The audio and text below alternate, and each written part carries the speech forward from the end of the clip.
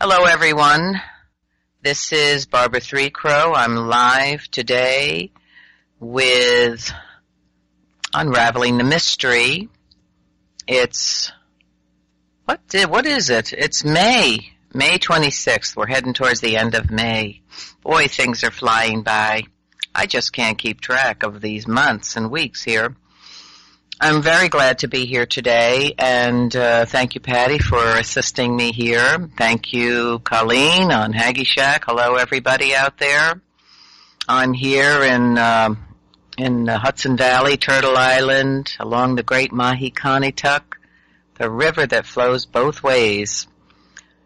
I had a request from our dear brother Zeitz, our dear brother from down under, who's probably sound asleep, but a couple of weeks ago, he asked me if I would read the book Anastasia, and it's called The Ringing Cedar. There are actually 8 books, from what I realize now, and here's some of the. The story takes place in Russia, so this book was interpreted, and the interpreter assessed this quickly as think of Star Trek meets the Bible. Now that might give you a heads up on where this is going to take us.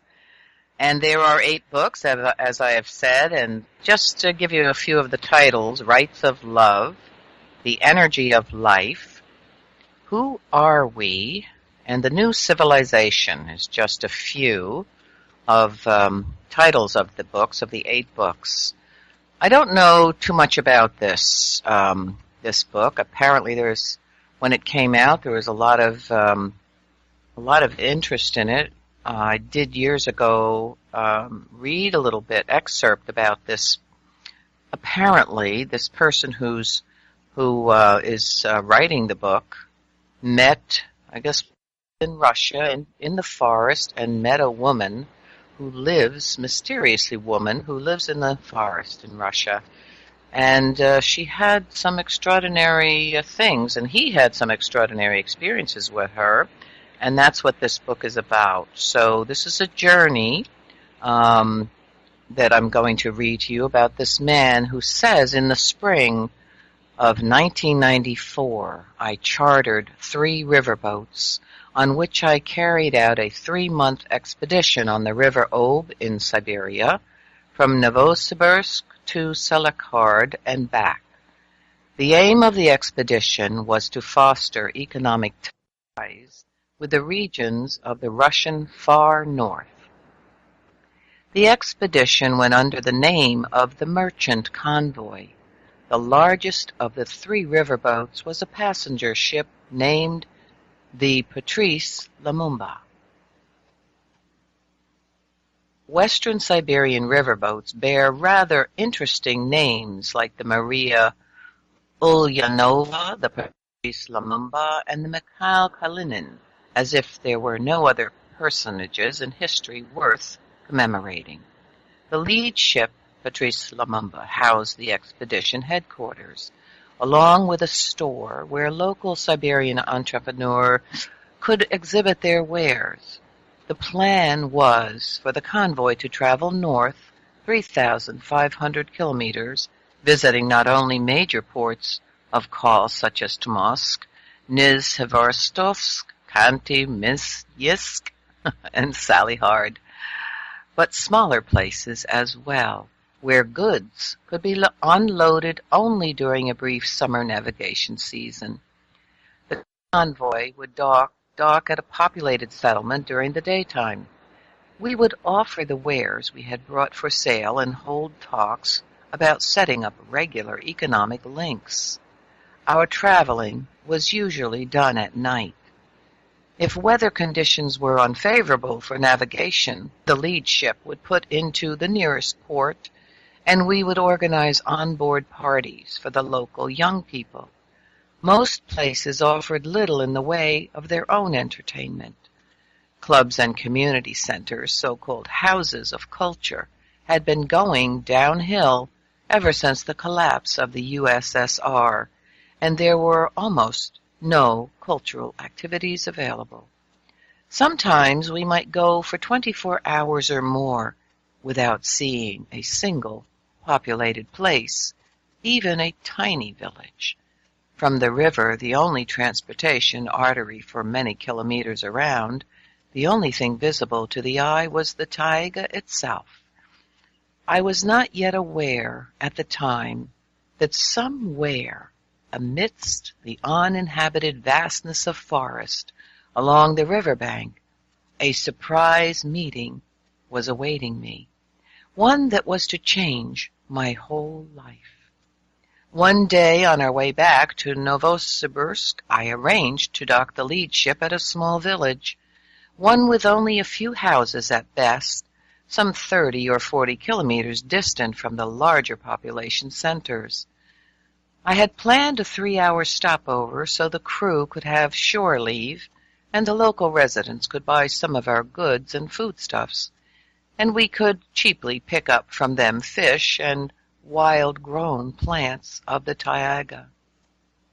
During our stopover time as the leader of the expedition, I was approached by 2 of the local senior citizens, as I judged at the time. One of them appeared to be somewhat older than the other, and the elder of the 2 was a wizened fellow with a long gray beard. He kept silent the whole time, leaving his younger companion to do the talking. This fellow tried to persuade me to lend him 50 of my crew, which numbered no more than 65 in total, to go with them into the taiga, about 25 kilometers or so from the dock where the ship was berthed. They would be taken into the depths of the taiga to cut down a tree he described as a ringing cedar. Now the taiga, I think I'm pronouncing it right, is Taiga, the Russian name given to the boreal forest. This forest stretches across much of Siberia and northern Canada, and the word Siberia is derived from an old Tungus word, severe, meaning land, world, or tribe. The cedar, which he said reached 40 meters in height, needed to be cut up into pieces which could be carried by hand to the ship. We must, he said, definitely take the whole lot. The old fellow further recommended that each piece be cut up into smaller pieces. Each of us should keep one for himself and give the rest to relatives, friends, and anyone who wished to accept a piece as a gift. He said this was a most unusual cedar. The piece should be worn on one's chest as a pendant. Hang it around your neck while standing barefoot in the grass, and then press it to your chest with the palm of your left hand. It takes only a moment to feel the pleasing warmth emanating from the piece of cedar, followed by a light, tingling sensation running through your whole body. From time to time, whenever desired, the side of the pendant facing away from the body should be rubbed with one's fingers, the thumbs pressed against the other side.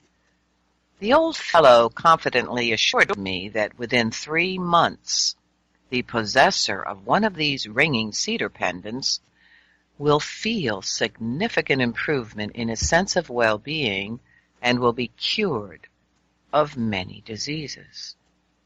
Even AIDS? I asked, and briefly explained what I had learnt about this disease from the press. The oldster confidently replied, from any and all diseases. But this he considered was an easy task. The main benefit was that anyone having one of these pendants would become kinder, more successful, and also more talented. I did know a little about the healing properties of the cedars of our Siberian taiga, but the suggestion that it could affect one's feelings and abilities, well, that to me seemed beyond the bounds of probability. The thought came to me that maybe these old men wanted money from me for this unusual cedar, as they themselves called it, and I began explaining that out in the big wide world, women were used to wearing jewelry made of gold and silver, and they wouldn't pay a dime for some scrap of wood, and so I wasn't going to lay out any money for anything like that. "They don't know what they're wearing," came the reply. "Gold. Well, that's dust in comparison with one piece of this cedar. But we don't need any money for it. We can give you some dried mushrooms in addition, and there's nothing we need from you." Now, not wanting to start an argument out of respect for their age, I said, "Well, maybe someone will wear some of your cedar pendants. They certainly would if a top woodcarver craftsman agreed to put his hand to it and create something of amazing beauty." To which the old fellow replied, "Yes, you can carve it, but it would be better to polish it by rubbing. It will be a lot better if you do this yourself with your fingers, whenever your heart desires. Then the cedar will also have a beautiful look to it." And then the younger of the two quickly unbuttoned first his old worn jacket and then his shirt and revealed what he was wearing on his chest. I looked and saw a puffed-out circle like an oval. It was multicolored purple, raspberry, and auburn, forming some kind of puzzling design. The vein lines on the wood looked like little streams. I am not a connoisseur of objects d'art, although from time to time I have had occasion to visit picture galleries. The world's great masters had not called forth any particular emotions in me, but the object hanging around this man's neck aroused significantly greater feelings and emotions than any of my visits to the Threecrow gallery. "How many years have you been rubbing this piece of cedar?" I asked. 93, the old fellow responded. "And how old are you?" 119. At the time I didn't believe him. He looked like a man of 75. Either he hadn't noticed my doubts, or if he had, he paid no attention to them. In somewhat excited tones he started in trying to persuade me that any piece of this cedar, polished by human fingers alone, would also look beautiful in just 3 years. Then it would start looking even better and better, especially when worn by a woman. The body of its wearer would give off a pleasant and beneficial aroma, quite unlike anything artificially produced by man. Indeed, a very pleasant fragrance was emanating from both of these old men. I could feel it, even though I'm a smoker and, like all smokers, have a dulled sense of smell. And there was one other peculiarity. I suddenly became aware of phrases in the speech of these strangers that were not common to the residents of this isolated part of the North. Some of them I remember to this day, even the intonations associated with them, and here is what the old fellow told me. God created the cedar to store cosmic energy. When someone is in a state of love, they emit a radiant energy. It takes but a second for it to reflect off of the celestial bodies floating overhead and come back to Earth and give life to everything that breathes. The sun is one of those celestial bodies, and it reflects but a tiny fraction of such radiance. Only bright rays can travel into space from man on Earth, and only beneficial rays can be reflected from space back to Earth. Under the influence of malicious feelings, man can emit only dark rays, and these dark rays cannot rise but must fall into the depths of the Earth, and bouncing off its core, They return to the surface in the form of volcanic eruptions, earthquakes, and even wars. The culminating achievement of these dark rays is their direct effect on the man originating them, invariably exacerbating this man's own malicious feelings. Cedars live to be 550 years old. Day and night, their millions of needles catch and store the whole spectrum of bright energy. And during the period of the cedar's life, all the celestial bodies pass above them, reflecting their bright energy. Even in one tiny piece of cedar, there is more energy beneficial to man than in all the man-made energy installations taken together. Cedars receive the energy emanating from humans through space. They store it up, and at the right moment, they give it back. They give it back when there is not enough of it in space, in other words, in man, or in everything living and growing on the earth. Occasionally, though, very rarely, one discovers cedars that have been storing up energy but not giving back what they have stored. And after 500 years of their life, they start to ring. This is how they talk to us, through their quiet ringing sound. This is how they signal people to take them and saw them up to make use of their stored up energy from the earth.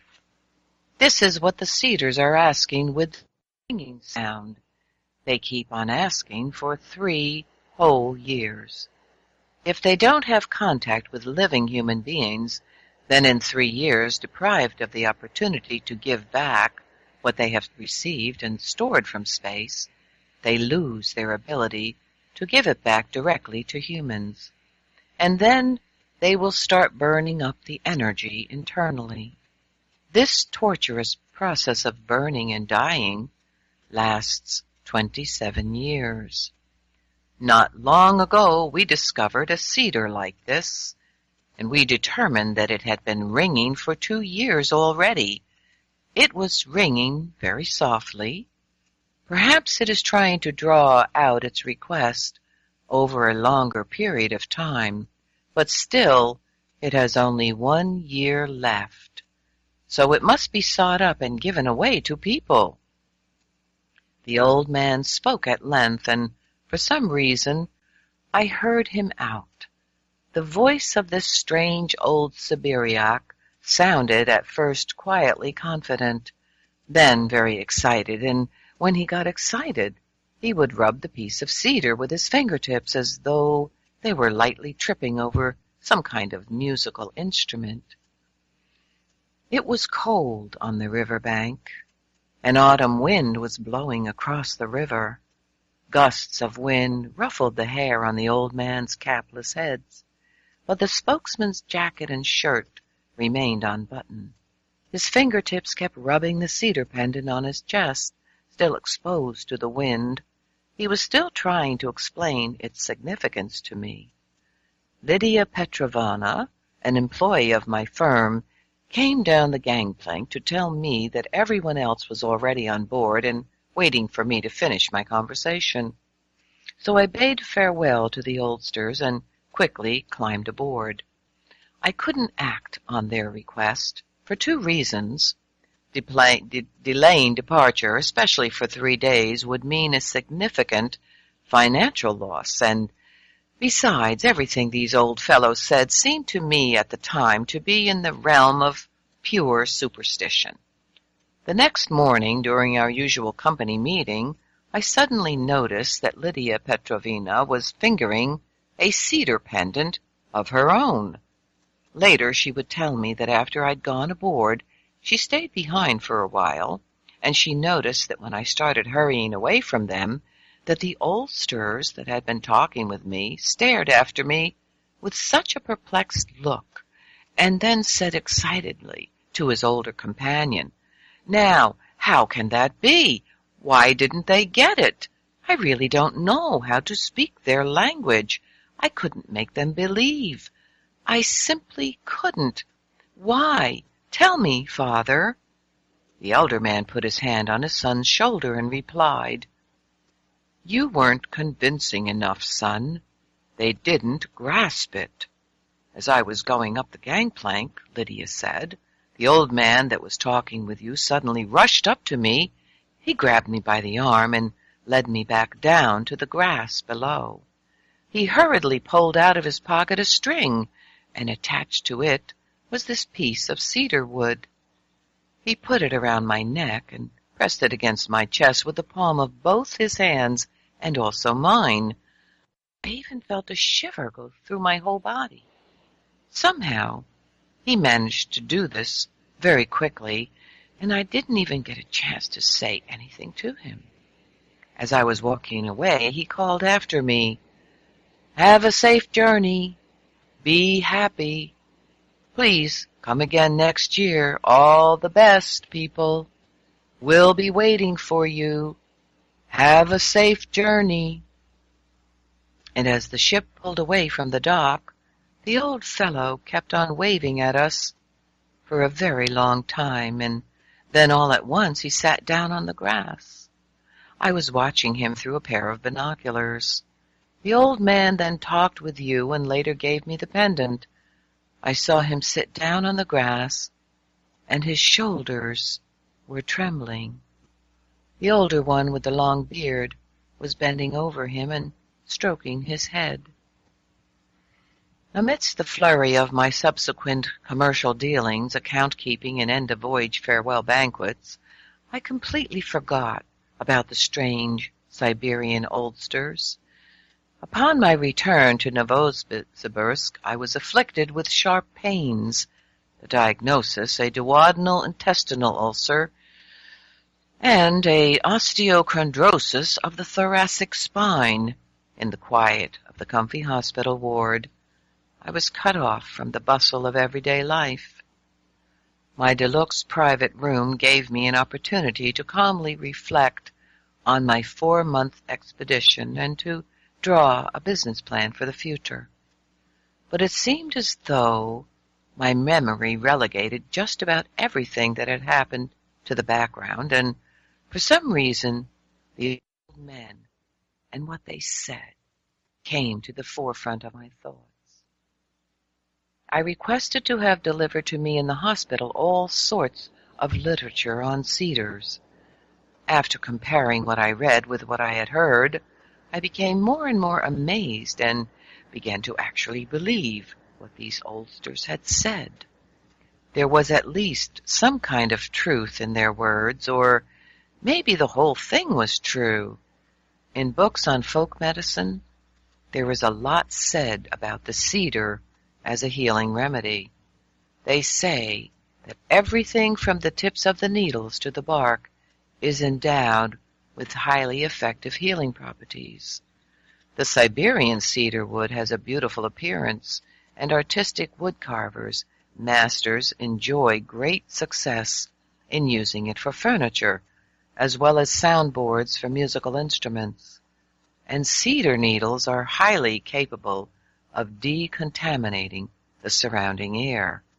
Cedar wood has a distinctive, pleasant balsam fragrance, and a small cedar chip placed inside a house will keep moths away.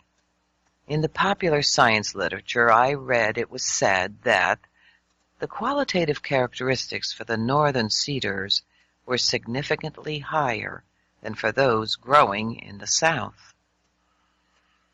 Back in 1792, the academician B.S. Pallas wrote that the fruits of the Siberian cedar were effective in restoring youth and virility and significantly increased the body's ability to withstand a number of diseases.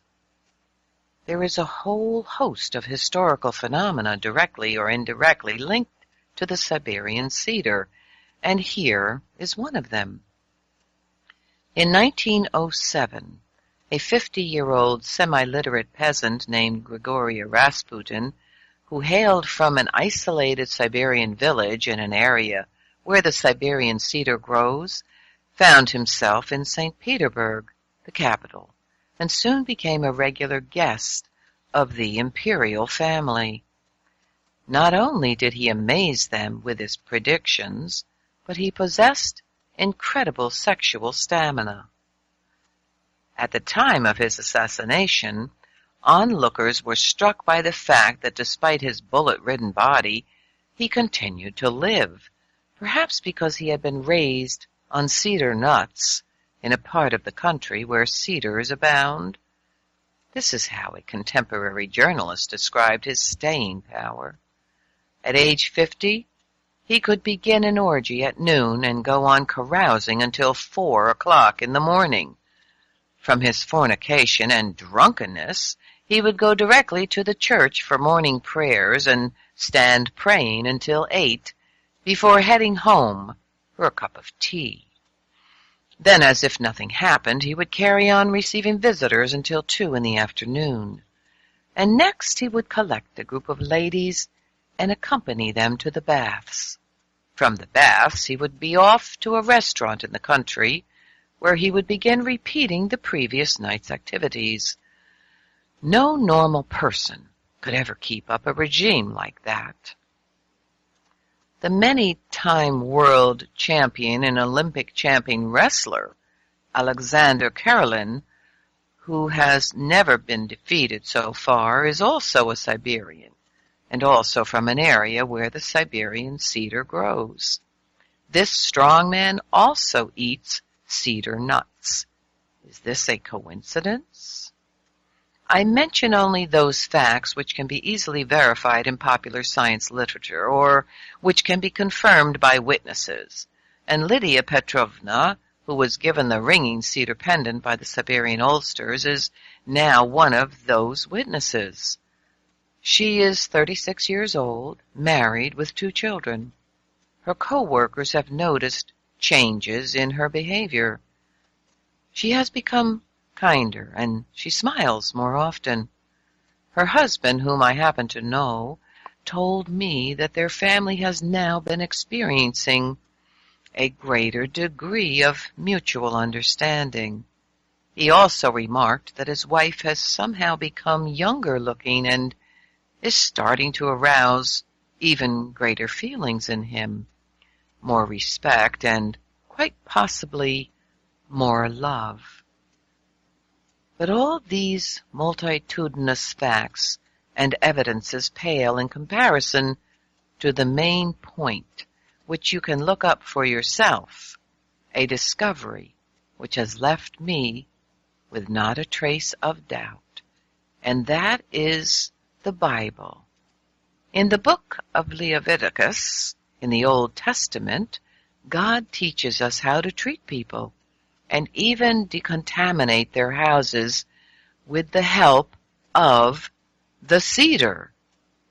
After comparing all the facts and data I had gleaned from various sources, I was confronted by such a remarkable picture that all the miracles known to the world had faded.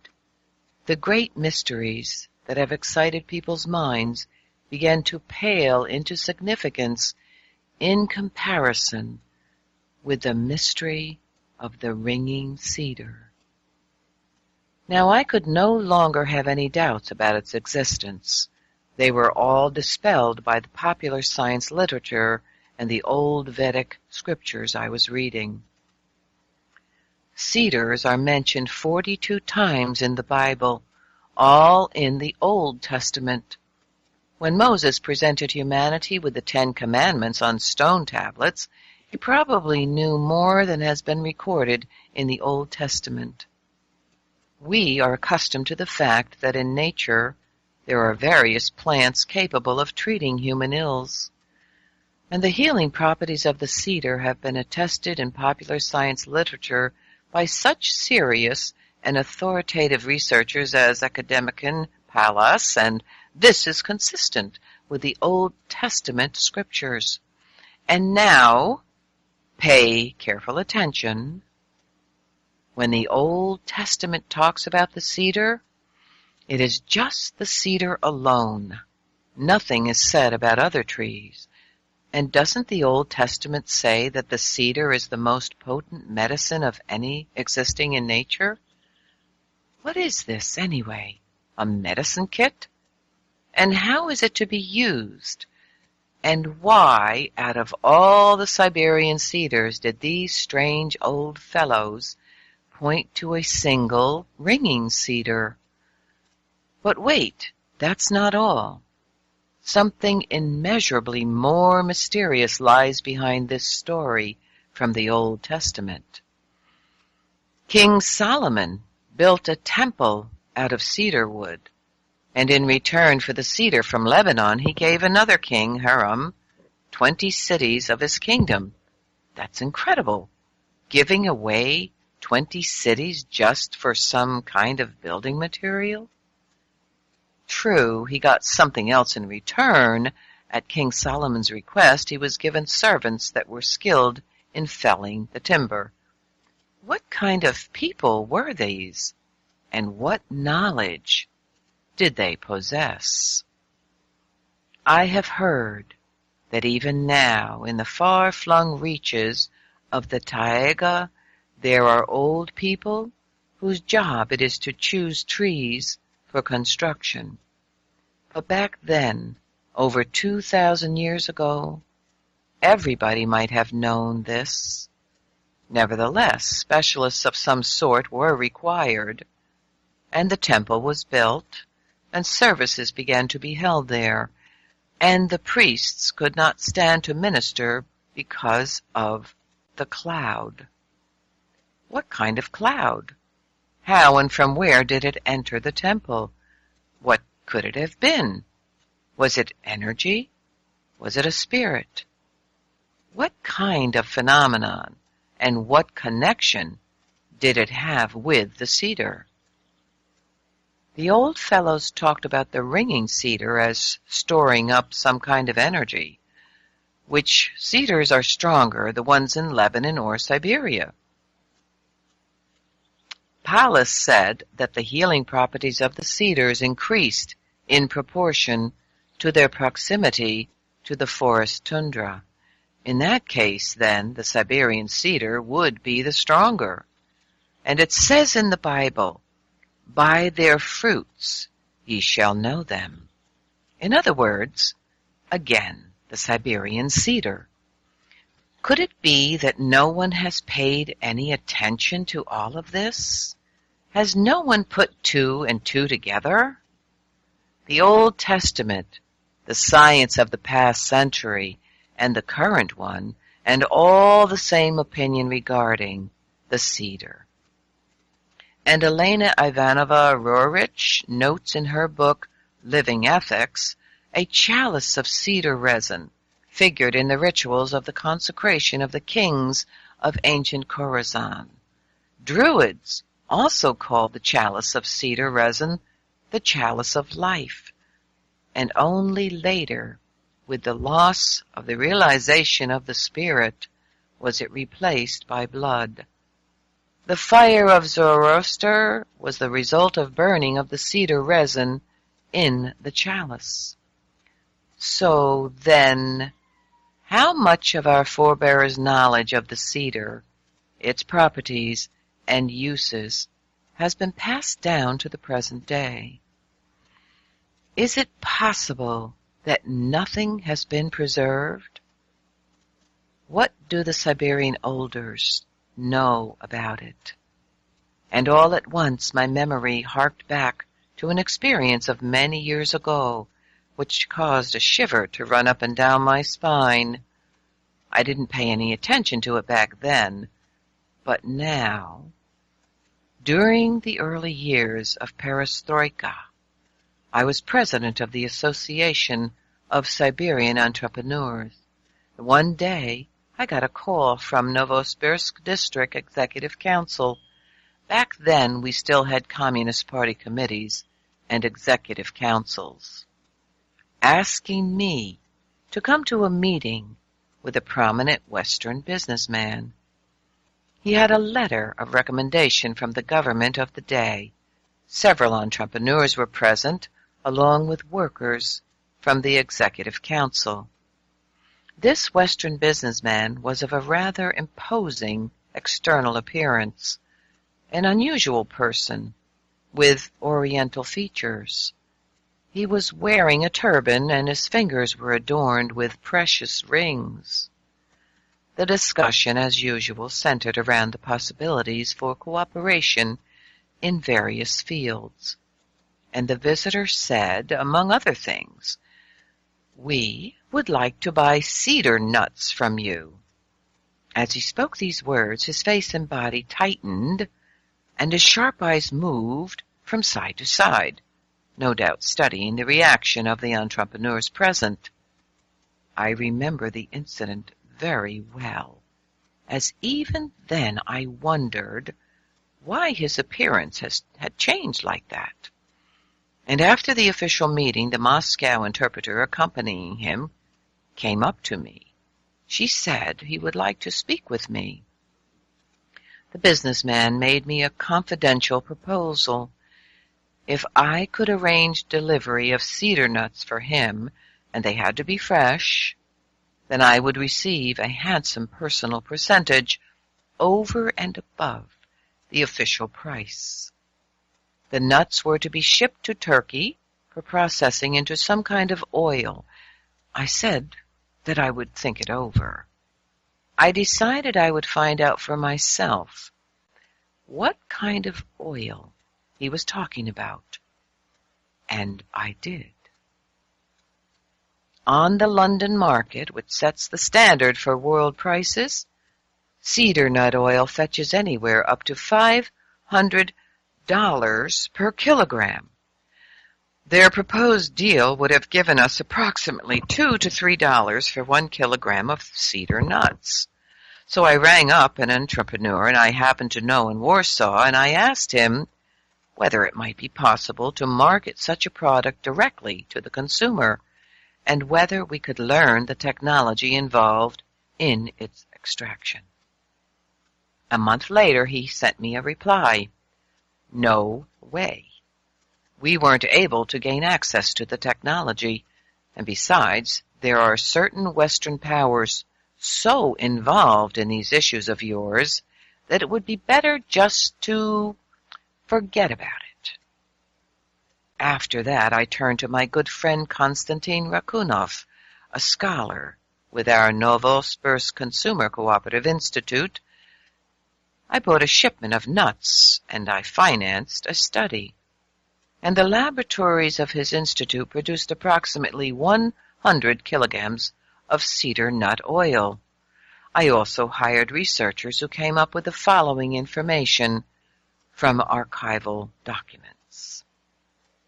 Before the revolution, and even for some time afterward, there was in Siberia an organization known as Siberian Cooperator. People from this organization traded in oil, including cedar nut oil. They had rather swanky branch offices in Harbin, London, and New York, and rather large Western bank accounts.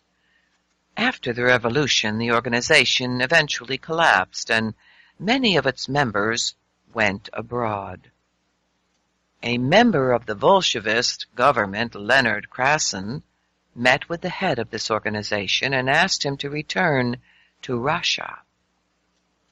But the head of the Siberian Cooperator replied that he would be of more help to Russia if he remained outside of its borders. From archival materials, I further learnt that cedar oil was made using only wooden, presses in many villages of the Siberian taiga. The quality of the cedar oil depended on the season in which the nuts were gathered, and also how they were processed. But I was unable to determine, either from the archives or the Institute, exactly which season was being indicated. The secret had been lost. There are no healing remedies with properties analogous to those of cedar oil, but perhaps the secret of making this oil had been passed along by one of the emigres to someone in the West. How was it possible that the cedar nuts with the most effective healing properties grow in Siberia, and yet the facility for producing the oil is located in Turkey? After all, Turkey has no cedars like those found in Siberia. And just what Western powers was the Warsaw interpreter talking about? Why did he say it would be better just to forget about this issue? Might not these powers be smuggling this product with its extraordinary healing properties out of Russian Siberian taiga? Why, with such a treasure here at home, with such effective properties, a treasure known for centuries, for millennia even, do we spend millions and billions of dollars buying up foreign medicines and swallow them up like half-crazed people? How is it that we have lost the knowledge known to our forebears, our recent forebears yet, ones who lived in our century? And what about the Bible's description of that extraordinary happening of over 2,000 years ago? What kind of unknown powers are trying to earnestly to erase our forebears' knowledge from our own memories? Oh, you'd better stick to minding your own business, we're told. Yes, they are trying to wipe it out, and indeed, they seem to be succeeding. I was seized by a fit of anger. I checked, and yes, cedar oil is sold in our pharmacies, but it is sold in foreign packaging. I bought a single 30-gram vial, and I tried it. The actual oil content, I think, was no more than a couple of drops, and the rest was some kind of diluting agent. And compared to what was produced in the Consumer Cooperative Institute, well, there was simply no comparison. And these diluted couple of drops cost 50,000 rubles.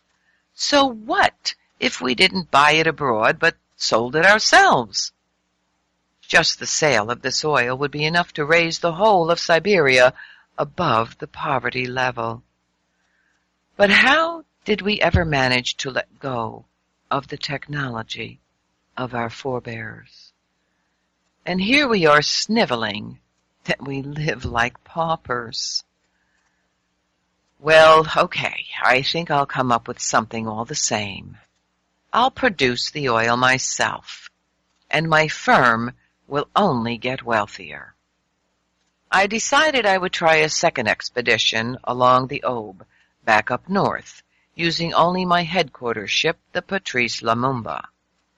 I loaded a variety of goods for sale into the hold and turned the film viewing room into a store. I decided to hire a new crew and not invite anyone from my firm. As things stood, my firm's financial situation had worsened while I was distracted with my new interest. 2 weeks after leaving Novosibirsk, my security guards reported they had overheard conversations about the ringing cedar.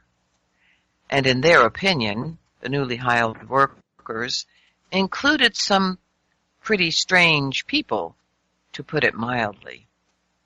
I began summoning individual crew members to my quarters to talk about the forthcoming trek into the taiga, and some of them even agreed to go on a volunteer basis.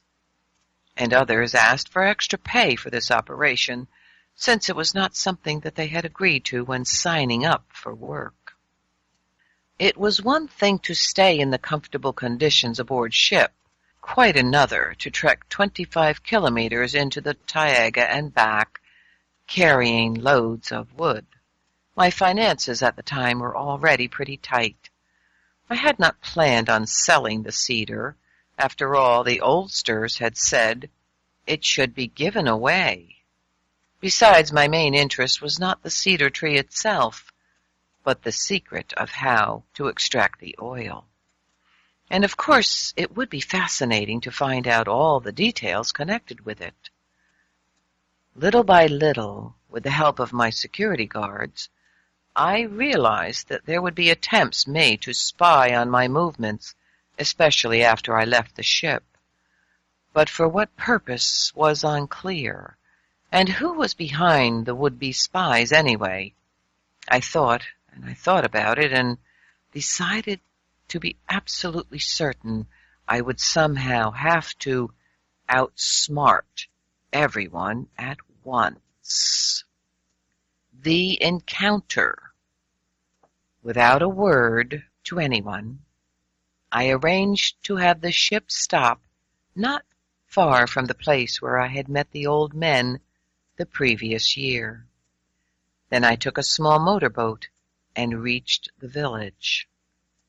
I gave orders to the captain to continue along the trade route. I hoped I would be able, with the help of the local residents, to look up the two old fellows, to see the ringing cedar with my own eyes, and then to determine the cheapest way of getting it back to the ship.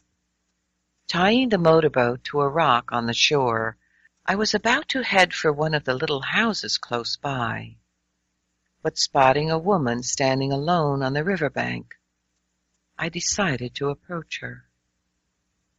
The woman had an old quilted jacket, a long skirt, and high rubber galoshes of the kind worn by many residents of the northern backwoods during the spring and fall. On her head was a kerchief tied so that the forehead and neck were fully covered. It was hard to tell just how old this woman was. I said hello and told her about the two old men that I had met the previous year. "It was my grandfather and great-grandfather who talked with you last year," the woman replied. I was amazed. Her voice sounded very young. Her diction was crystal clear. She called me by my first name, Vladimir, and right off used the informal form of address. I couldn't remember the names of the oldsters or whether we had introduced ourselves at all. I thought now we must have done so, since this woman knew my name. I asked her, deciding to continue in the same informal tone, "How do you call yourself?" "Anastasia," the woman answered, stretching out her hand toward me, palm down as though expecting me to kiss it. This gesture of a country woman in a quilted jacket and galoshes, standing on a deserted shore and trying to act like a lady of the world, amused me to no end. I shook her hand. Naturally, I wasn't going to kiss it. Anastasia gave me an embarrassed smile and suggested I go with her into the taiga to where her family lived. "The only thing is, we'll have to make our way through the taiga 25 kilometers. That's not too much for you?" "Well, of course it's rather far, but can you show me the ringing cedar?" "Yes, I can." "You know all about that? You'll tell me?" "I shall tell you what I know." "Then let's go." Along the way, Anastasia told me how their family, their kin, had been living in the cedar forest generation after generation, as her forebears had said, over the course of several millennia. It is only extremely rare that they find themselves in direct contact with people from our civilized society, and these contacts do not occur in their places of permanent residence, but only when they come into the villages under the guise of hunters or travelers from some other settlement.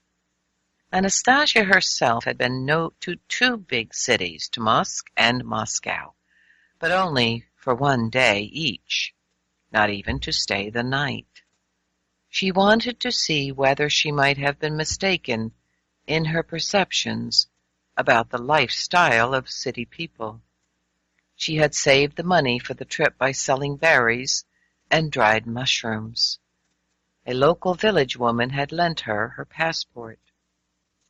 Anastasia did not approve of her grandfather and great-grandfather's idea of giving away the ringing cedar with its healing properties to a whole lot of people. When asked why, she replied that the pieces of cedar would be scattered among evildoers as well as good people.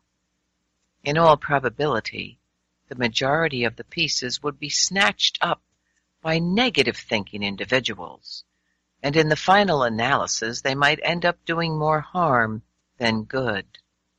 The most important thing, in her opinion, was to promote the good, and to help people through whom the good was accomplished.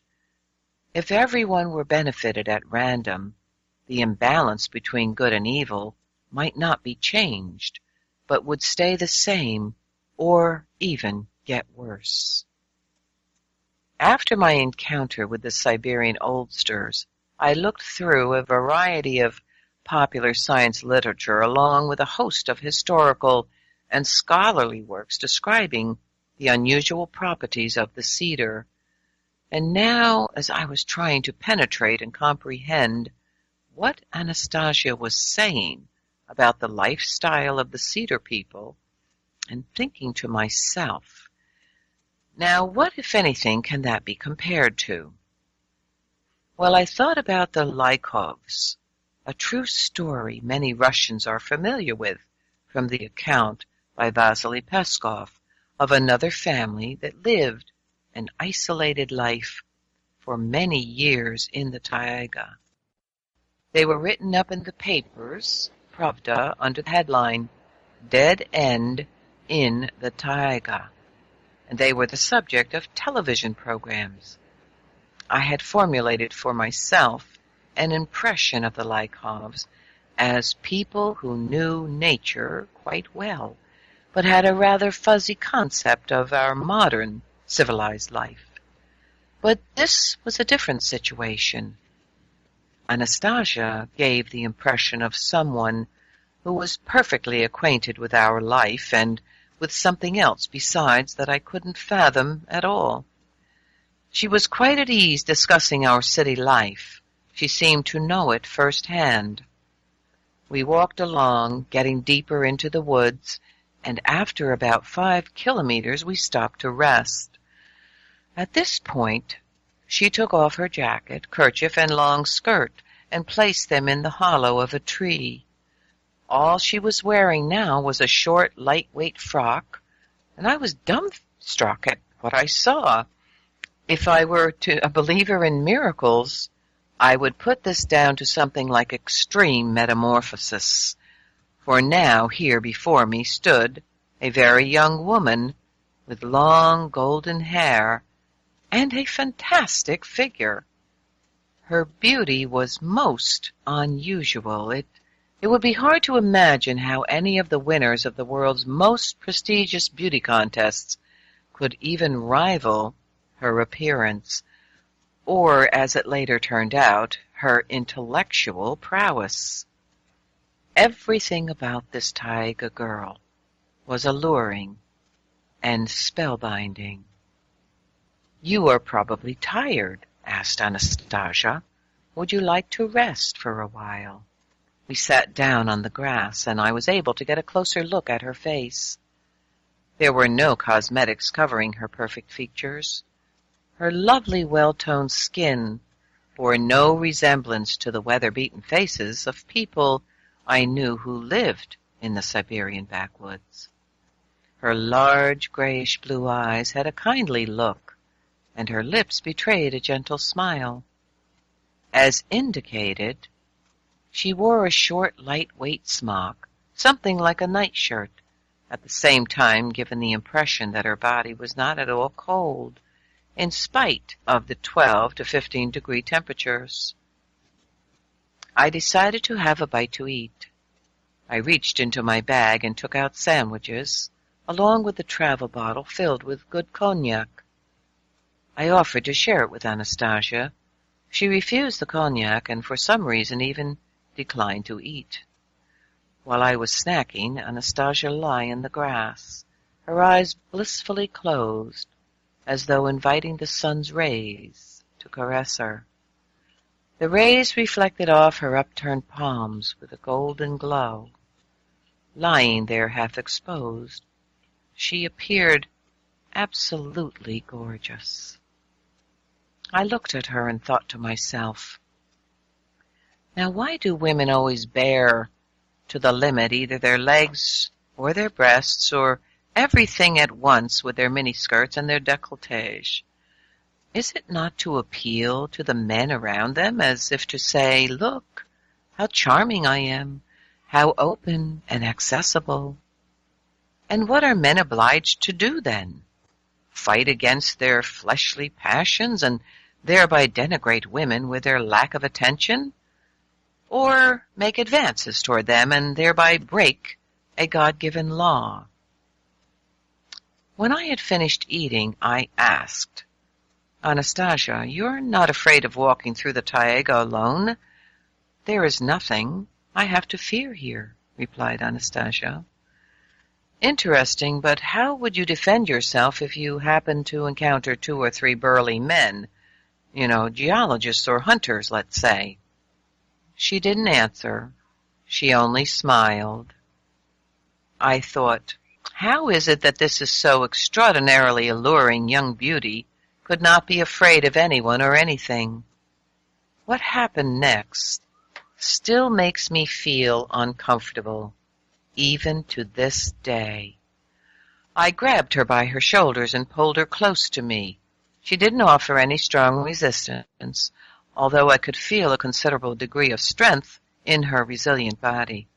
The last thing I remember before losing consciousness was her saying, "Do not do this. Calm down."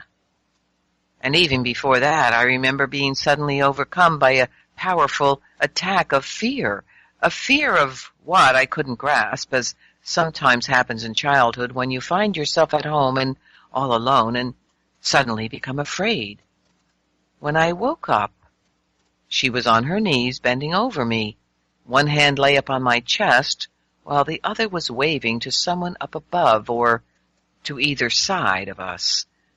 She was smiling, though not at me, but rather, it seemed, at someone who was invisibly surrounding us or above us.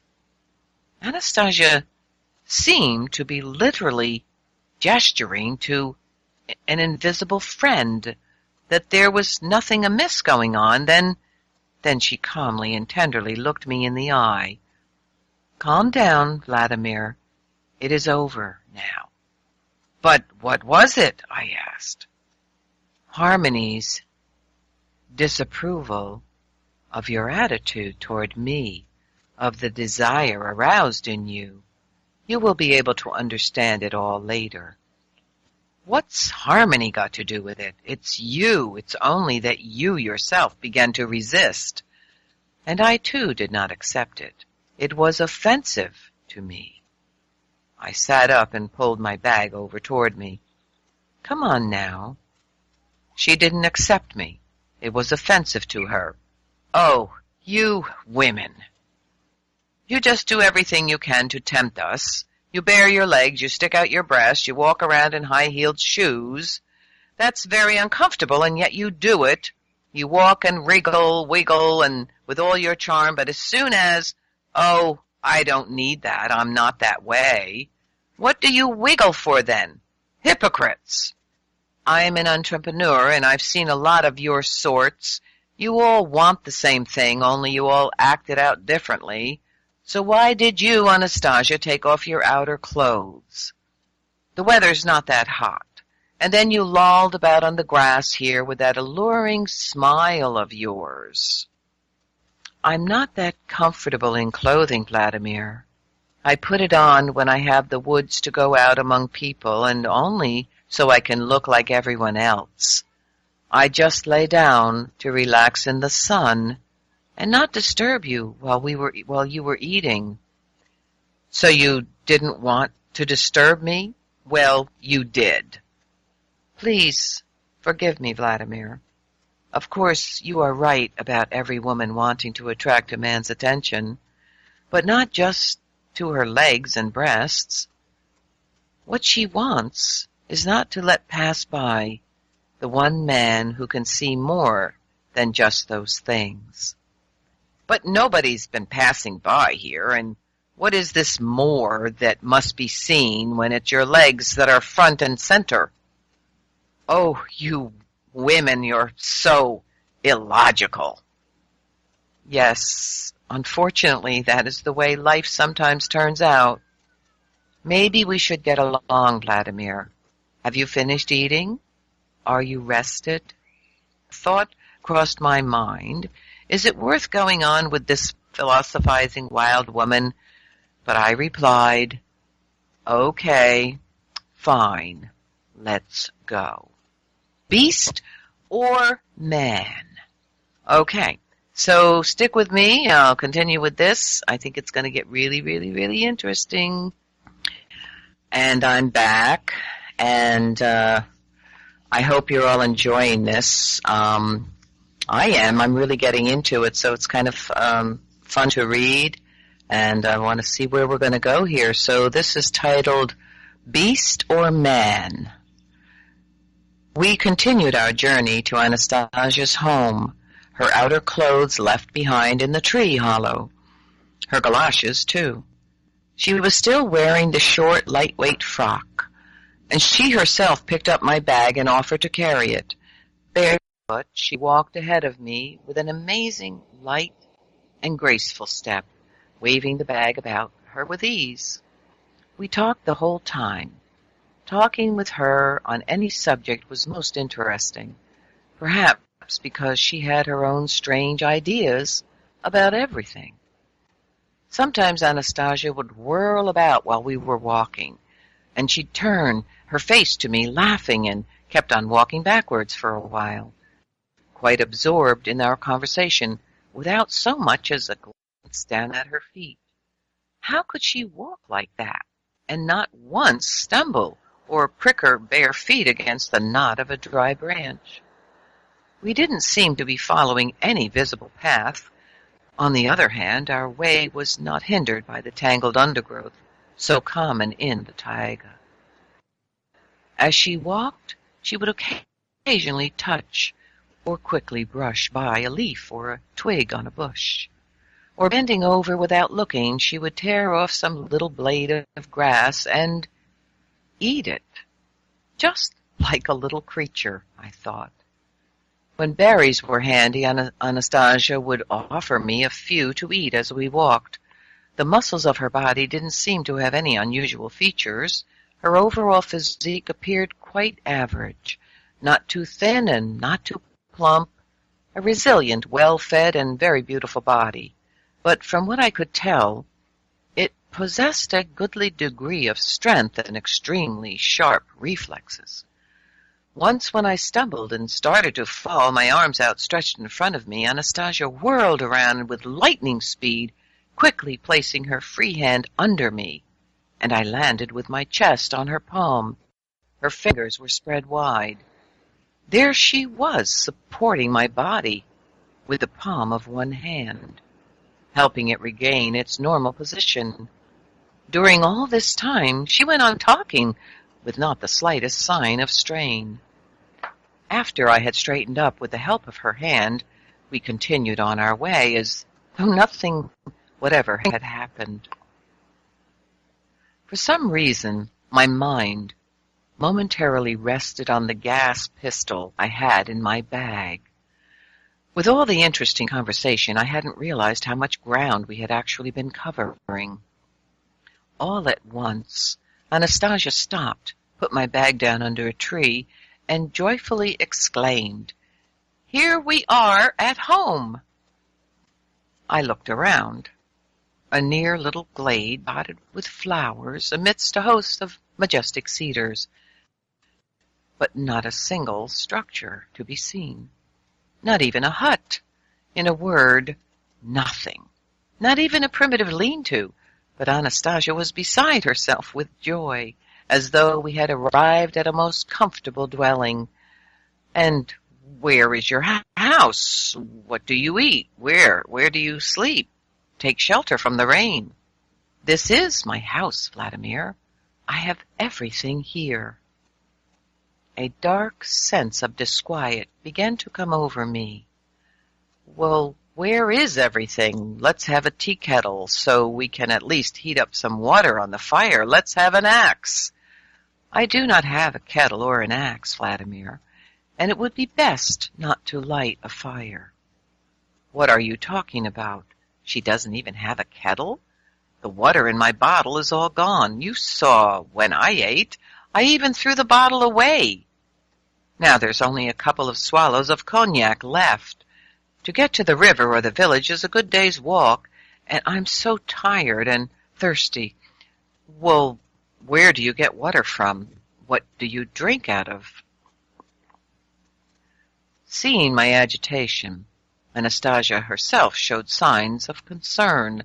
She quickly took me by the hand and led me through the glade into the forest, admonishing me along the way.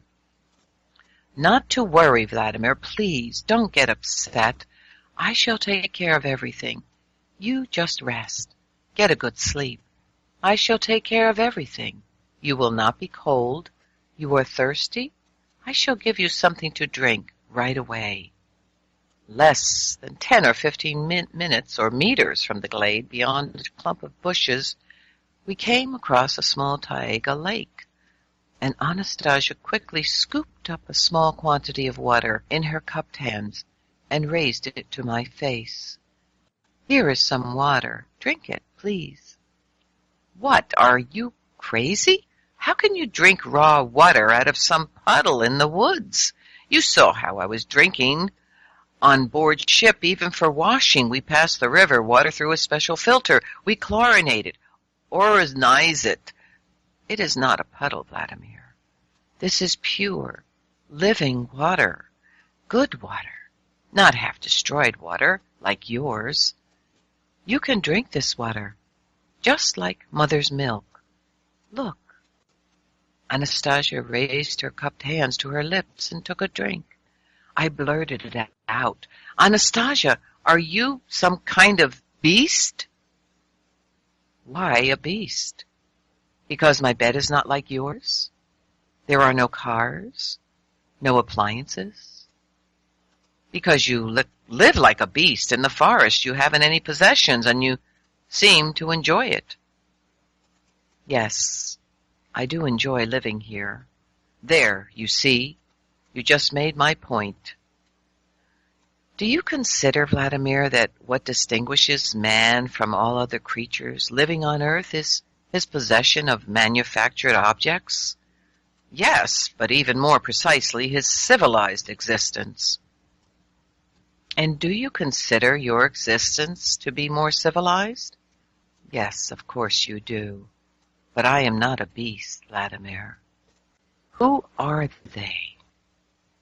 Subsequently, after spending 3 days with Anastasia and observing how this strange young woman lives all by herself in the remote Siberian taiga, I began to understand a little something of her lifestyle and to be confronted by a number of questions regarding our own.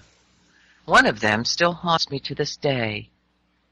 Is our system of education and bringing up children sufficient to comprehend the meaning of existence, to arrange every individual's life priorities in the correct order? Does it help or hinder our ability to make sense of man's existence and purpose? We have set up a vast educational system. It is on the basis of this system that we teach our children and others in kindergarten, school, university, and even postgraduate programs. It is this system that enables us to invent things, to fly into space. We structure our lives in accordance with it. Through its help, we strive to construct some happiness for ourselves. We strive to fathom the universe and the atom, along with all sorts of anomalous phenomena. We love to discuss and describe them at great length in sensational stories in both the popular press and scholarly publications. But there is one phenomenon which, for some reason, we try with all of our might to avoid, desperately try to avoid. one gets the impression that we are even afraid to talk about it. We are afraid, I say, because it could so easily knock the wind out of our commonly accepted systems of education and scientific deductions and actually make a mockery of the objects inherent in our lifestyle. And we try to pretend that such a phenomenon does not exist. But it does. And it will continue to exist however much we try to turn away from it or try to avoid it. Isn't it time to take a closer look at this and just maybe, through the collective effort of all our human minds together, find an answer to the following question? If you take all of our great thinkers without exception, people who have formulated religious teachings, all sorts of teachings which the vast majority of humanity are following, or at least endeavoring to follow, why is it that before formulating their teachings, they became recluses? They went into solitude. In most cases, they went to the forest. Not to some super academy, mind you, but to the forest. Why did the Old Testament's Moses go off into a mountaintop forest before returning and presenting to the world the wisdom set forth on his tablets of stone? Why did Christ Jesus go off away from his disciples into the desert, into the mountains and the forest? Why did a man named Siddhartha Gautama, who lived in India in the 6th century A.D., spend 7 years alone in the forest? After which this recluse came out of the forest and back to the people, complete with a set of teachings. Teachings which even to this day, many centuries later, arouse a multitude of human minds. And people build huge temples and call these teachings Buddhism, and the man himself eventually came to be known as Buddha. And what about our own not-so-ancient forebearers, now finally acknowledged as historical figures, men such as Seraphim Sarovsky or Sergei Radonowski? Why did they too go off to become recluses in the forests? And how were they able, after a short period of time there, to so fathom the depths of wisdom that the kings of this world made the long journey through uncharted wilderness to seek their advice? Monasteries and majestic temples were raised at the locations of their respective solitudes. Thus, for example, the Trinity Sergiev Monastery in the town of Sergiev Posad, near Moscow today, actually attracts thousands of visitors each year.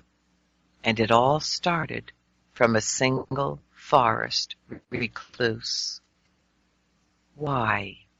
Who or what enabled these people to obtain their wisdom? Who gave them knowledge? Who brought them closer to understanding the essence of life? How did they live?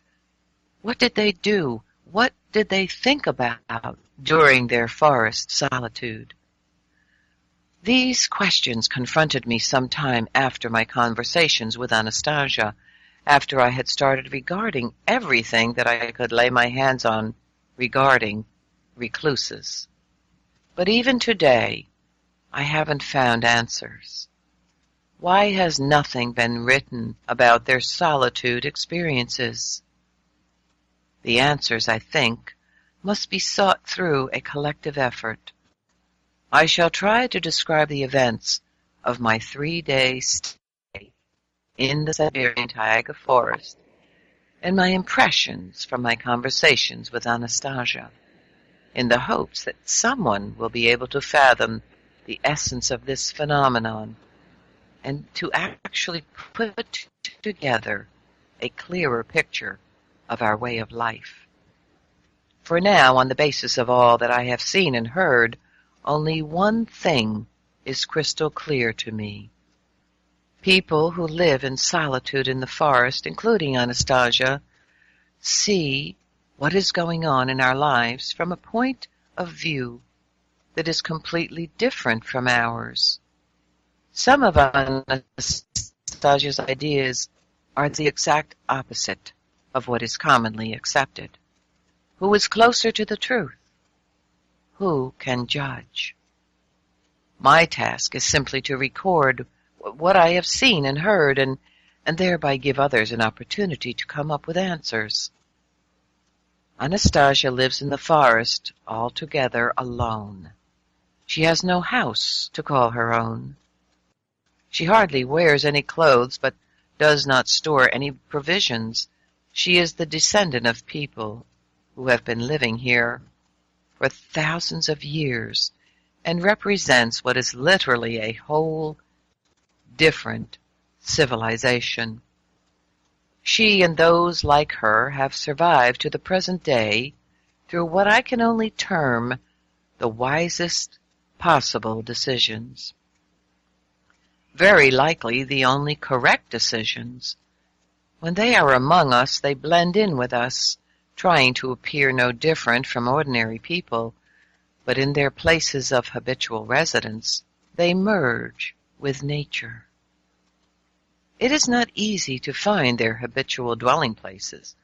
Indeed, man's presence in such places is betrayed only by the fact that they are more beautiful and better taken care of, like Anastasia's forest glade, for example. Anastasia was born here and is an integral part of the natural surroundings. In contrast to our celebrated recluses, she did not go off into the forest simply for a time as they did.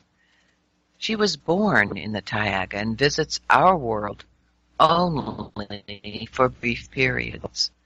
And on the face of it, there seems to be quite a simple explanation for the strong fear that overwhelmed me and made me lose consciousness when I attempted to possess Anastasia. Just as we tame a cat, a dog, an elephant, a tiger, an eagle, and so on, here everything around has been tamed, and this everything is capable of permitting anything incapable of permitting anything bad to happen to her. Anastasia told me that when she was born, and while she was still under a year old, her mother could leave her alone on the grass. "And you didn't die from hunger?" I asked. The taiga recluse first looked at me in surprise, but she then explained, "There should be no problems of finding food for persons. One should eat just as one breathes, not paying attention to the food, not distracting one's thoughts from more important things. The Creator has left that task up to others, so that humans can live as humans, fulfilling their own destiny." She snapped her fingers, and right away a little squirrel popped up beside her, hopping onto her hand. Anastasia lifted the creature's muzzle up to her mouth, and the squirrel passed from its mouth into hers a cedar nut seed, its shell already removed. This did not seem to me anything out of the ordinary. I remembered how back at the academic complex near Novosibirsk, a lot of squirrels were quite used to people, and they'd even beg for food from passerbys and even get angry if they weren't given anything. Here I was simply observing, but this here was the taiga, and I said, "In the normal world, our world, everything's arranged differently. If you, Anastasia, tried snapping your fingers at a privately run kiosk or even beat on a drum, nobody would give you anything. And here you say the Creator has decided everything. Who is to blame if man has decided to change the Creator's creative design? Whether it is for the better or for the worse, that is up to you to divine." This is the kind of dialogue I had with Anastasia on the question of human sustenance. Her position is simple. It is sinful to waste thought on things like food, and she does not even think about it. But for us in our civilized world, as it happens, we are obliged to give it thought. We know from books, we know reports in the press and TV programs of a multitude of examples of infants who have found themselves out in the wild and ended up being fed by wolves. Here in the taiga, generations of people have made their permanent residence. Their relationship to the animal kingdom is very different from ours. And I asked Anastasia, "Why aren't you cold when here I am in a warm jacket?" "Because," she replied, "the bodies of people who wrap themselves in clothing to hide from the cold and heat gradually lose their ability to adapt to changes in their environment. In my case, this capacity of the human body has not been lost, and so I have no need of any special clothing." A forest bedroom. I wasn't at all equipped to spend a night in the wilds of the forest. Anastasia put me to bed in some kind of cave hollowed out of the ground. Exhausted after my wearying trek, I quickly fell fast asleep. When I woke up, I felt a sense of bliss, a sense of comfort, as though I were lying in a magnificently comfortable bed. The cave or the dugout was spacious, appointed with small feathery cedar twigs and dried grasses, which filled the surrounding space with a fragrant aroma. As I stretched and spread my limbs, one hand touched a furry pelt, and I determined at once that Anastasia must be something of a hunter. I moved closer to the pelt, pressing my back to its warmth, and decided to have another little snooze. Anastasia was standing in the entranceway to my forest bedroom, and noticing I was awake, she said at once, "May this day come to you with blessings, Vladimir, and you should in turn greet it with your blessing. Only please do not be frightened." Then she clapped her hands, and the pelt, I was horror-stricken at the realization that it was no pelt, out of the cave a huge bear began to gingerly crawl, receiving a pat of approval from Anastasia. The bear licked her hand and began lumbering off into the forest. It turned out that she had placed some belladonna herbs under my head for a pillow and made the bear lie down beside me. She herself had curled up outdoors in front of the entranceway. "Now, how could you do such a thing to me, Anastasia? He could have torn me to shreds or even crushed me to death." "First of all, he is not a he, but a she-bear. She could not possibly have done anything to harm you. She is very obedient. She really enjoys it when I give her tasks to carry out. She never even budged the whole night. She just nuzzled her nose up to my leg and kept blissfully still. She was very happy. Only she did give a little shudder when you waved your arms about in your sleep and slapped her backside." Anastasia's morning. Anastasia goes to bed at nightfall in one of the shelters hollowed out by the creatures of the forest, most often in the bear's dugout.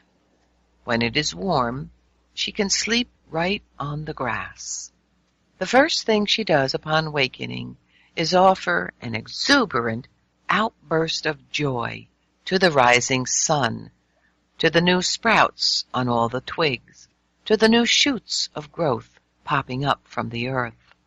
She touches them with her hands, she strokes them, occasionally adjusts something into place, and then she runs over to the little trees and gives them a thump on their trunks. The treetops shake and shower down on her something resembling pollen or dew. Then she lies down on the grass and blissfully stretches and squirms. Her whole body becomes covered with what appears to be a moist cream. Then she runs off and jumps into her little lake. She splashes about and she dives to the bottom. She's a terrific diver.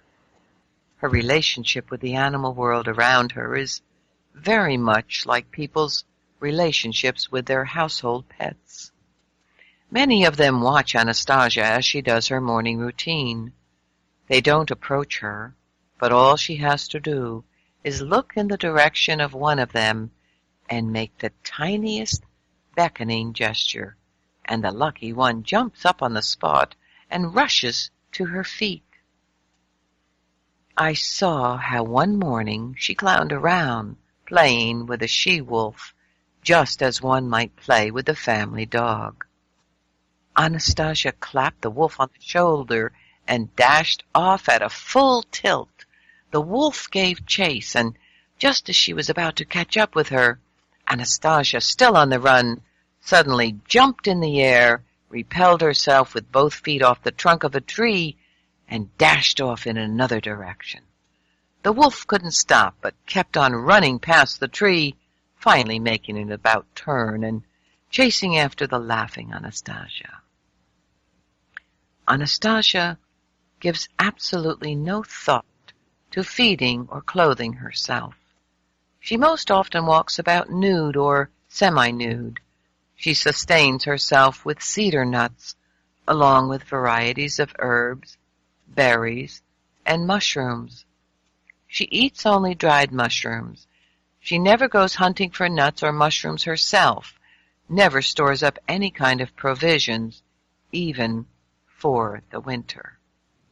Everything is prepared for her by the multitude of squirrels dwelling in these parts. Squirrels storing nuts for the winter is nothing out of the ordinary. That's what they do everywhere. They follow their natural instincts. I was struck by something else, though. At the snap of Anastasia's fingers, any squirrels nearby would compete to be the first to jump onto her outstretched hand and give her the kernel of an already shelled cedar nut.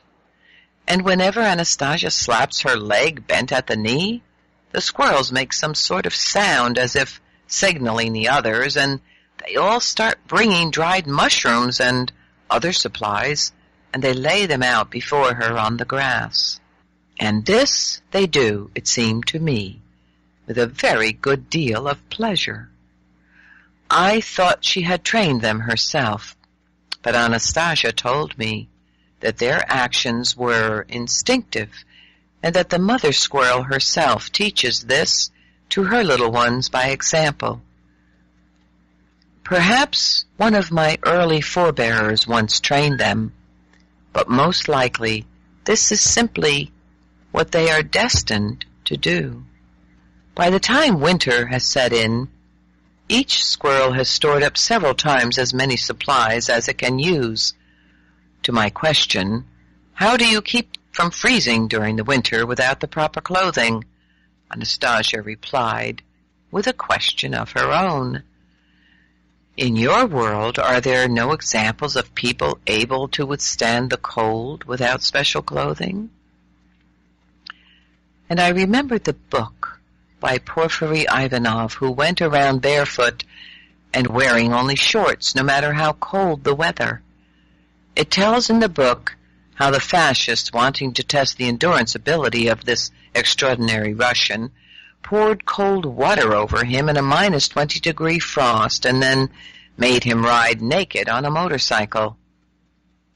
In her early childhood, in addition to her mother's milk, Anastasia was able to draw from the milk of many different animals.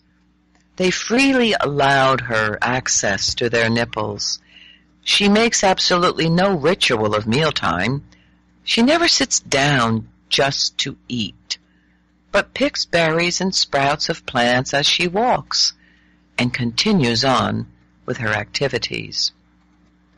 By the end of my 3-day stay with her, I could no longer relate to her as I had done at our first encounter. After all, I had seen and heard Anastasia had been transformed from me into some kind of being, but not a beast, since she has such a high degree of intelligence, and then there's her memory. Her memory is such that she, of course, forgets nothing of what she has seen or even had heard at any moment in time. At times it seemed that her abilities are well beyond the comprehension of the average person. But this very attitude toward her is something that greatly distresses and upsets her.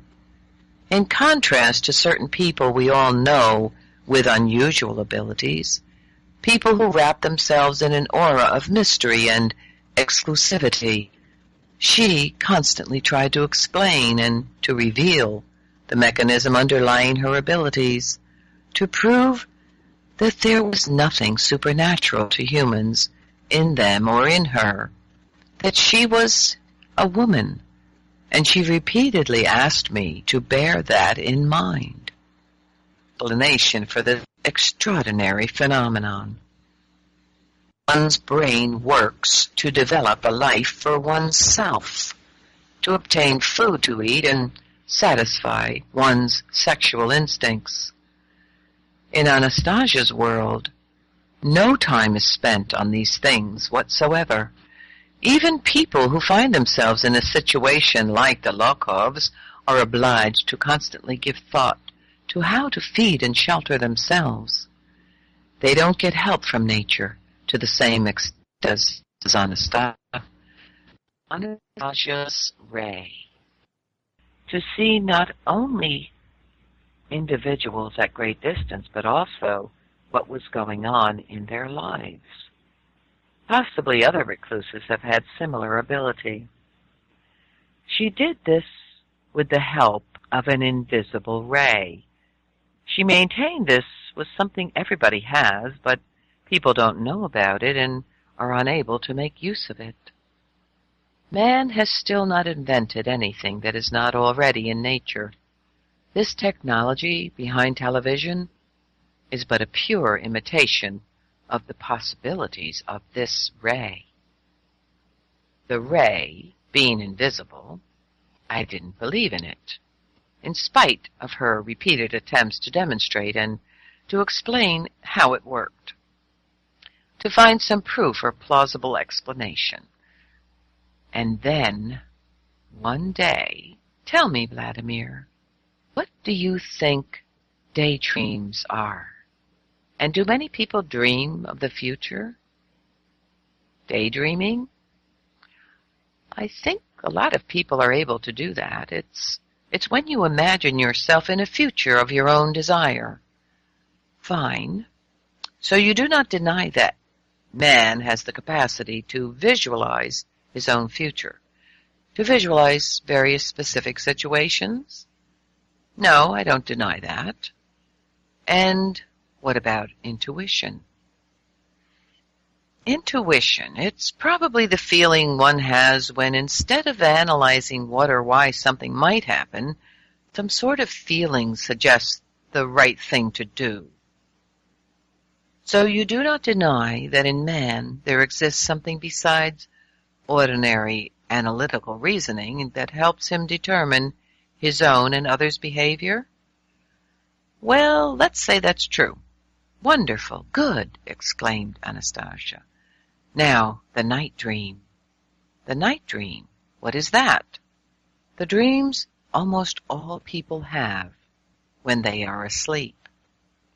The night dream, that's... I don't really know what that is. When you're asleep, a dream is simply a dream. All right. Let us call it just a dream. But you do not deny it exists. You and other people are aware that someone in a dream state, when his body is almost beyond the control of a part of his consciousness, can see people and all sorts of things going on. Well, that, I think, is something nobody will deny. But still, in a dream, people can communicate. They can hold conversations. They can emphasize. Yes, they can. What do you think? Can a person control his dream? Can they call up in a dream images and events you would like to see, just like on ordinary television, for example?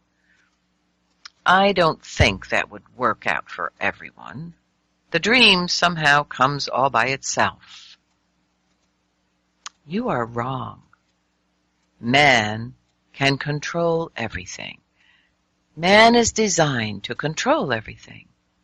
And the ray I am telling you about consists of information we all possess, concepts, intuitions, emotional feelings, and as a result of dreamlike visions, consciously controlled by our will. Well, how can a dream be controlled in a dream?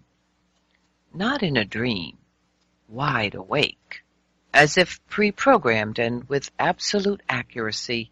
You only experience this in a dream, and it is chaotic. Man has lost most of his ability to control natural phenomena and himself. So he has decided that a night dream is simply an incidental byproduct of his tired brain.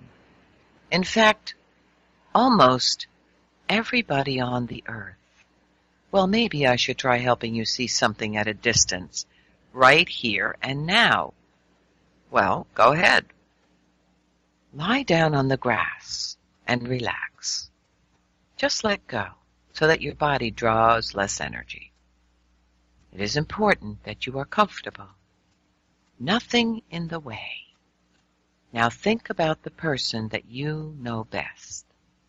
Your wife, for example. Recollect her habits, how she walks, her clothing, where you think she might be right now, and turn the whole thing over to your imagination. I remembered my wife, knowing that at that moment she might be at our country home. I imagined the house and some of the furnishings and things. I remembered a great deal, and in some detail, but I didn't see anything. I told Anastasia about this, and she replied, "You are not able to let go all of the way, as though you were going to go to sleep, but I shall help you. Close your eyes. Stretch out your arms in different directions." Closing my eyes, I felt her fingers touch mine. I began to immerse myself in a dream, or something like a wakeful doze. And there was my wife, standing in the kitchen of our country home. Over her usual dressing gown, she was wearing a knitted cardigan. That meant it was cool in the house. Again, some kind of trouble with the heating system. My wife was making coffee on the gas stove and something else in the small crock pot. My wife's face was gloomy and unhappy. Her movements seemed sluggish, and all at once she turned her head, tripped over to the window and looked out at the rain, and smiled. The coffee on the stove was spilling over. She picked up the pot with its overflowing liquid, but she didn't frown or get upset, as she usually did. She took off the cardigan. I woke up. "Well, did you see anything?" asked Anastasia. "I did indeed, but maybe it was just an ordinary dream." "How could it be ordinary? Did you not plan on seeing your wife in particular?" "Yes, I did, and I saw her, but where is the proof that she was actually there in the kitchen at the moment that I saw her in the dream?" "Remember this day and this hour, Vladimir, if you want to have proof. When you go home, ask her. Was there not something else out of the ordinary that you noticed?" "Can't think of anything." "You mean to say you did not notice a smile on your wife's face when she went over to the window? She was smiling, and she did not get upset when the coffee spilled?" "Well, that I did notice. She probably saw something interesting out the window which made her feel good." All she saw out the window was rain. Rain which she never likes. So why was she smiling? I too was watching your wife through my ray and warmed her up. So your ray warmed her up? What about mine? Too cold? You were only looking out of curiosity. You did not put any feeling into it. So your ray can warm people up at a distance? Yes, it can do that. And what else can it do? Obtain certain kinds of information or even transmit. It can cheer up a person's mood and partially take away someone's illness. There are a lot of things it can do, depending on the energy available and the degree of feeling, the will, and desire. And you can see the future? Of course. The past, too? The future and the past. They are pretty much the same. It is only the external details that are different. The essence always remains unchanged. How can that be? What can remain unchanged? Well, for example, 1,000 years ago, people wore different clothes. They had different instruments at their disposal. But that is not the essence. Back 1,000 years ago, just like today, people had the same feelings. Feelings are not subject to time. Fear, joy, love. Just think. Yaroslav the Wise and Ivan the Terrible and the Egyptian pharaohs were all capable of loving a woman with exactly the same feelings as you or any other man today. Interesting. Only I'm not sure what it means. You say every person can have a ray like this? Of course, everyone can. Even today, people still have feelings and intuitions, the capacity to dream of the future, to conjecture, to visualize specific situations, to have dreams while they sleep. Only it is all chaotic and uncontrollable. Maybe some kind of training's necessary then. Some exercises could perhaps be developed. Some exercises might help. But you know, Vladimir, there is one absolute condition before the ray can be controlled by your will. And what condition is that?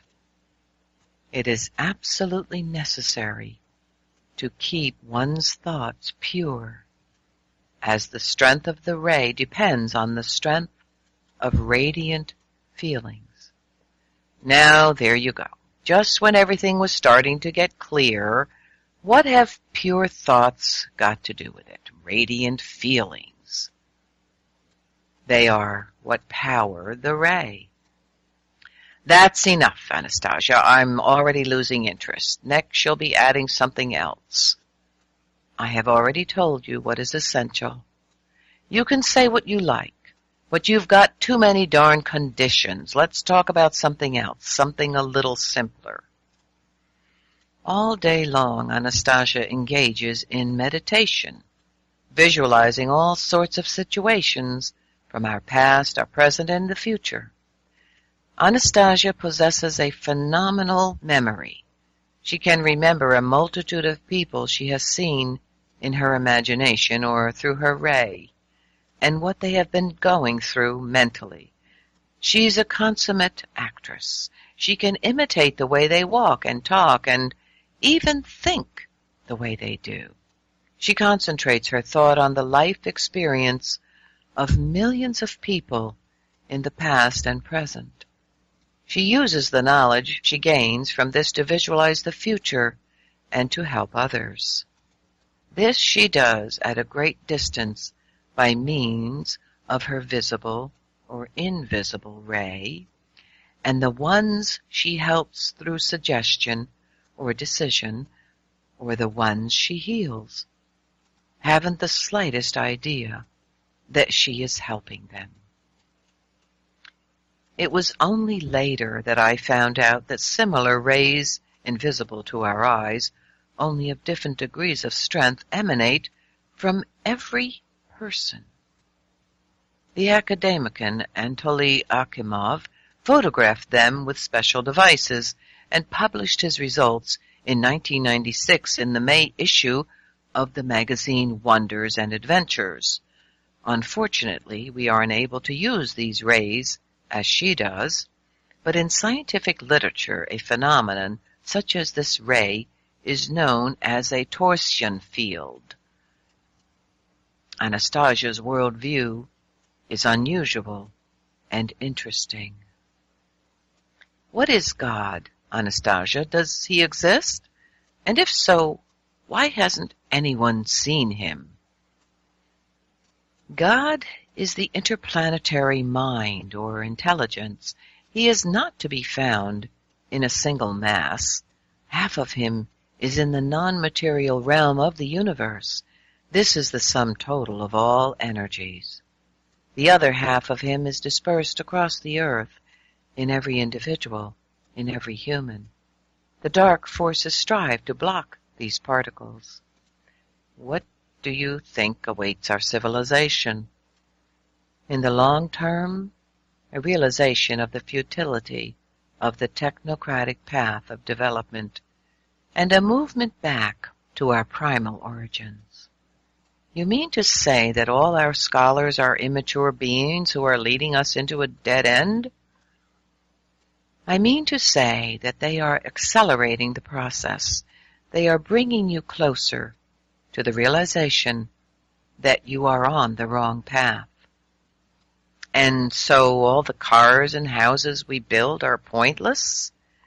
Yes, you're not bored living here alone, Anastasia, alone without television or telephone?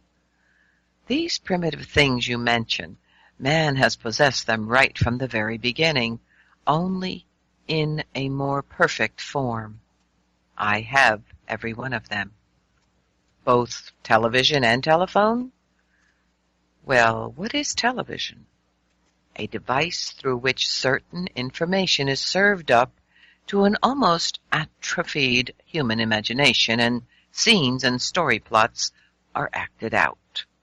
I can, through my own imagination, outline the plot of any story and act out the most improbable situations, even take part in them myself, just like having an influence on the outcome.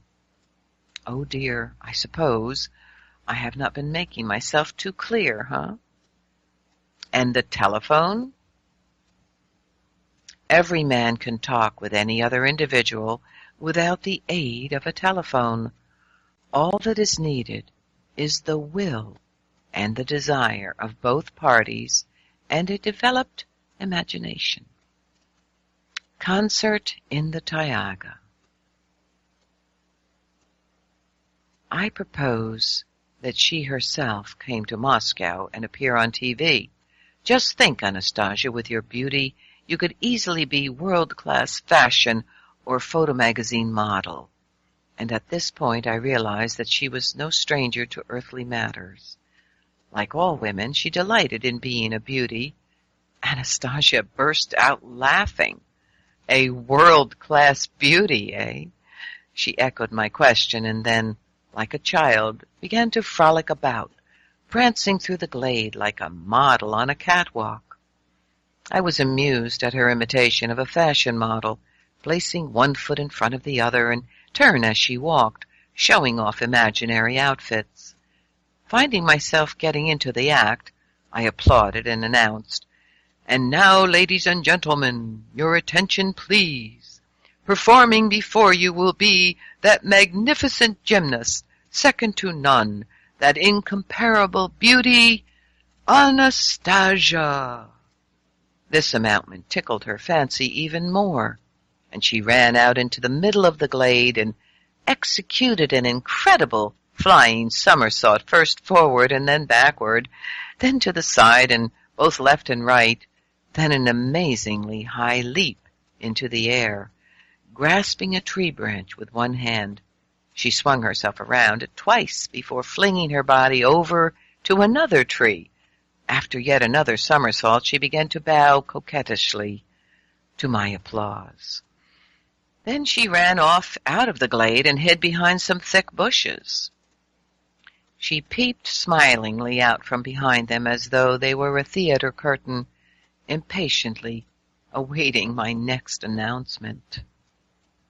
I remembered a videotape I had of some of my favorite songs being performed by popular artists, and I would watch it occasionally in the evening in my cabin aboard ship.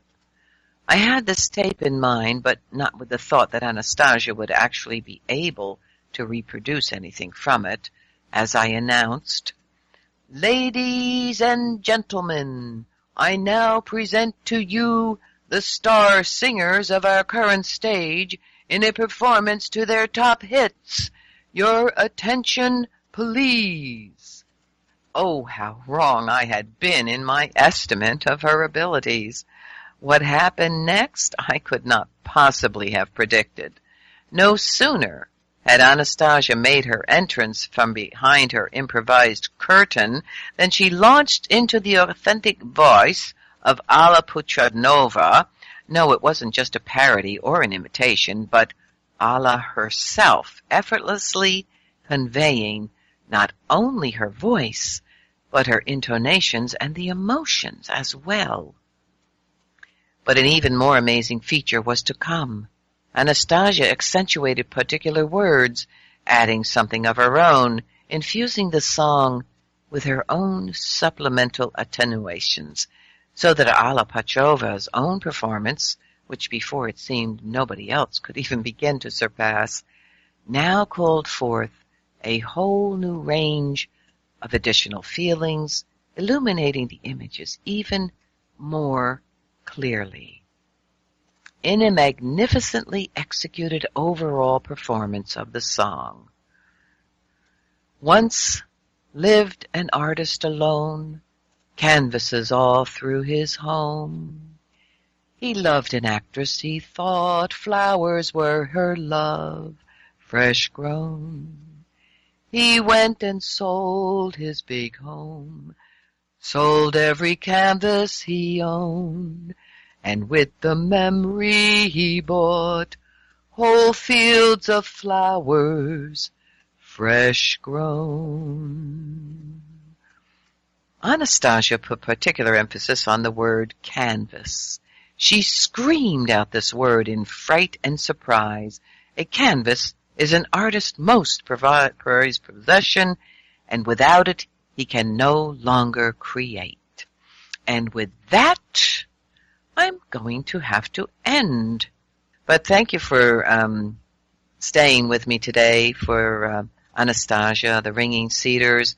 There's more to this beautiful read, and I think it's going to get even more mysterious and wonderful. So join me next Wednesday, and thank you for being here today. Tila Maya Doksha.